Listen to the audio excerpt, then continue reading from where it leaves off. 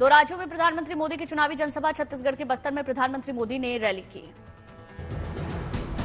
छत्तीसगढ़ के बस्तर में बोली प्रधानमंत्री मोदी का बीजेपी को जनता का आशीर्वाद मिल रहा। पीएम मोदी ने कांग्रेस पर साधा निशाना। कहा, कांग्रेस ने कभी गरीब की चिंता नहीं की, हमने गरीबों का हक दिया। पीएम मोदी ने कहा, भ्रष्टाचार से गरीबों को भारी नुकसान हुआ, आज सरकार की योजनाओं से बचत बढ़ी। पीएम मोदी ने की सरकार की तारीफ। कहा, 10 साल में देश ने प्रगति देखी, आज देश तेजी से तरक्की कर रहा। कांग्रेस की घोषणा पत्र को लेकर बीजेपी अध्यक्ष जेपी नड्डा ने निशाना साधा। कहा, कांग्रेस का घोषणा पत्र या मुस्लिम लीग का। बीजेपी अध्यक्ष जेपी नड्डा ने कांग्रेस पर लगाया गंभीर आरोप। कहा, सत्ता के लालच में देश को कहां पहुंचाएगी कांग्रेस पार्टी, इसका अंदाजा लगाना मुश्किल। कहां तक जाएगी? सत्ता की लोलुपता में, सत्ता के लालच में देश को कहां पहुंचाएगी कांग्रेस पार्टी, इसका अंदाजा लगाना भी मुश्किल है। जेपी नड्डा ने कांग्रेस पार्टी के घोषणा पत्र को लेकर स्पष्टीकरण मांगा। कहा, तुष्टीकरण और आरक्षण को लेकर कही गई बातों का देना होगा जवाब। बीजेपी अध्यक्ष नड्डा ने कांग्रेस के घोषणा पत्र को बताया बहुसंख्यक के हितों के खिलाफ। कहा, देश बांटने की राजनीति को देश माफ करने वाला नहीं। लोकसभा चुनाव के लिए केजरीवाल के बगैर लॉन्च हुआ आपका पोस्टर, दिया नया नारा, जेल का जवाब वोट से। आम आदमी पार्टी ने बीजेपी पर साधा निशाना। कहा, राष्ट्रपति शासन लगाने की धमकी दी जा रही। आप पार्टी ने की लोगों से अपील। कहा, आपका एक वोट तानाशाही के खिलाफ होगा, अपने वोट की ताकत से हिसाब लें। आपने कहा, चुनाव में बीजेपी की जमानत जब्त होगी, दिल्ली की जनता बीजेपी का हिसाब करेगी।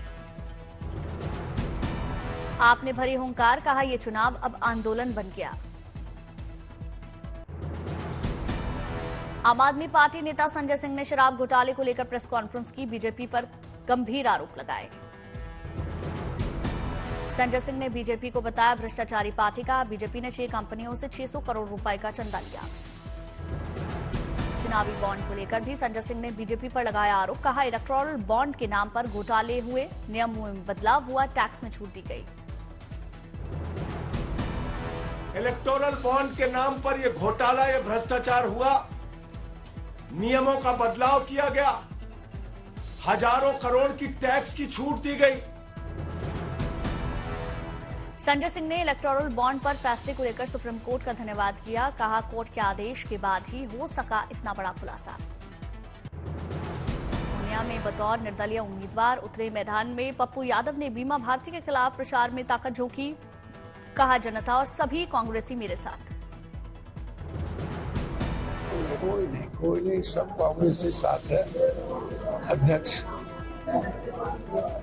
की जिम्मेदारी है महागठबंधन को निभाना, वो अच्छा कर रहे हैं। बीमा भारती का दावा। पूर्णिया में पप्पू यादव के खिलाफ महागठबंधन के मेरे साथियों का मिल रहा समर्थन, भारी बहुमत से जीत होगी। महागठबंधन के जितने भी हमारे कार्यकर्ता है और सभी साथी हमारे साथ आपको देखने के लिए मिलेगा। चिराग पासवान के लिए चुनाव प्रचार करने को तैयार पशुपति पारस। चिराग ने कहा, बुरे वक्त में चाचा ने मेरे साथ बहुत बुरा किया, अब नहीं चाहिए चाचा का साथ। दुर्गापुर में दिलीप घोष के सामने जमकर बवाल, पुलिस के सामने टीएमसी और बीजेपी कर्मियों के बीच धक्का मुक्की। न्यू टाउनशिप इलाके में चाय पर चर्चा कार्यक्रम में हिस्सा लेने पहुंचे थे दिलीप घोष। लोगों ने उनके खिलाफ नारे लगाए।